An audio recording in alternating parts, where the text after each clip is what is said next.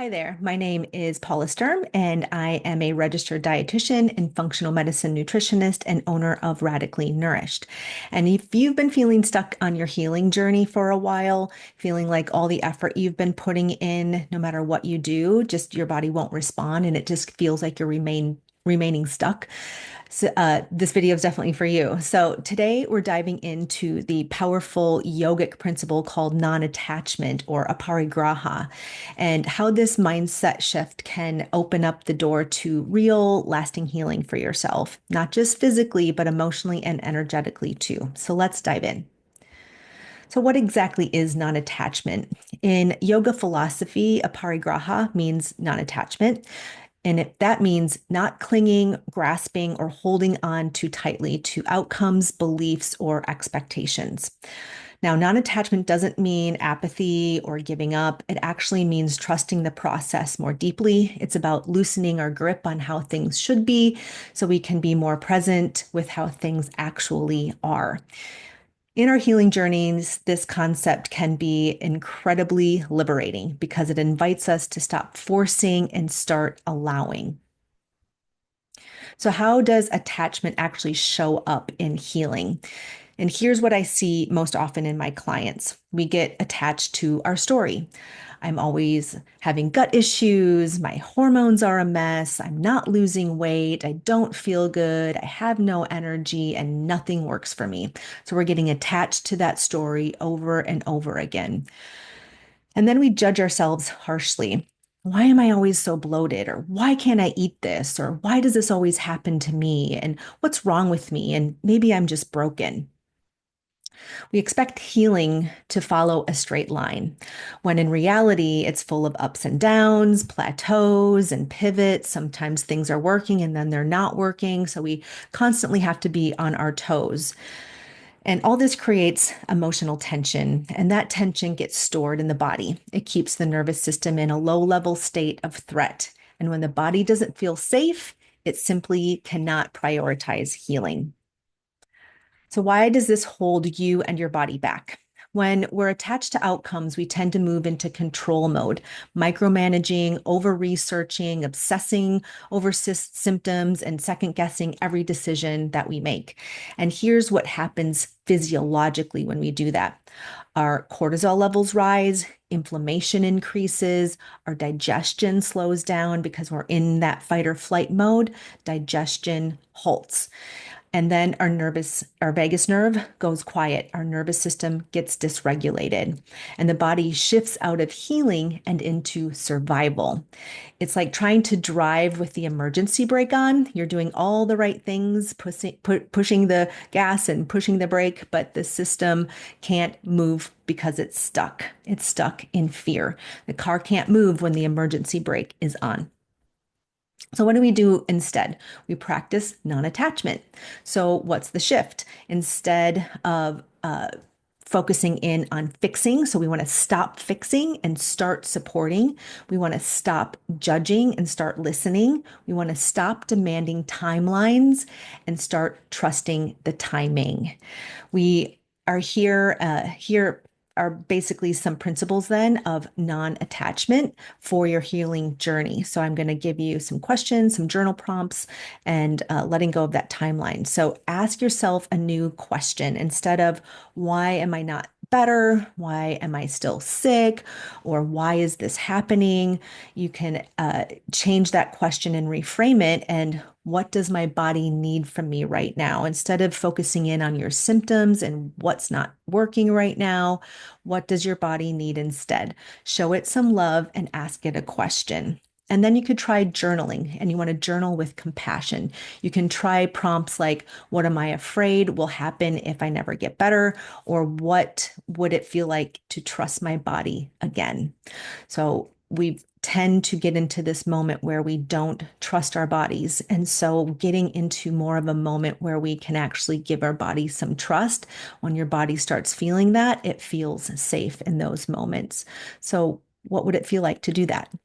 And then let go of the timeline. Healing isn't linear. You don't just start on a healing journey and get better every day.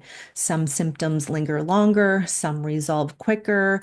That's okay. Sometimes they go away and they come back. That doesn't mean you're failing. It just means you're human. This literally happens to everyone. And to think that our body is going to remain healthy from here on out and never have a moment where it isn't is very unrealistic if you think about it. We are human. We do have a point in our life where aging happens and where we die. And so we're always on that timeline there. And so there are going to be moments where we get sick, where we get a cold, where we get an injury, where we eat something, we get a foodborne illness, where our hormones start to change because we're aging and getting older. There's always something that's going to happen. And to think that we're never going to have something like that happen ever again is very unrealistic. So coming to terms with that is really important, to know that this healing journey is actually a lifelong journey and that we're always going to have to be focused on it in some way, shape, or form. You never really get out of doing it. It can, kind of ruin the fun and burst the bubble a little bit, but it is reality. And when you come to terms with that and allow your body to be human and do what you can to support it on its journey and have compassion for it when it does go down and maybe you have a little bit of a dip and you aren't feeling well, asking it some questions. What do you need from me right now?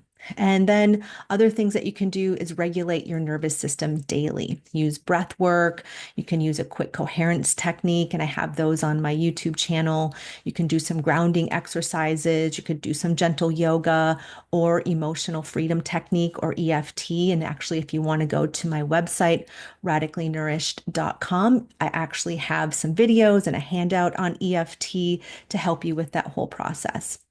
And healing happens when the body feels safe, not when it feels pressured. So if you're forcing your body to get better or forcing a protocol to work or forcing a diet to work, that pressure is going to allow your body to revolt. It's going to say, hey, no, I want to do this on my own time, and I just need your support to be able to do it.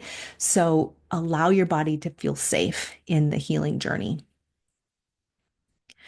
So I've seen this over and over again when people let go of that tight grip and on their story that they keep ruminating over and their timeline of their healing journey and when it should happen, their body begins to shift, not because they try harder, not because they are doing more. It's because they soften in and they trust the process.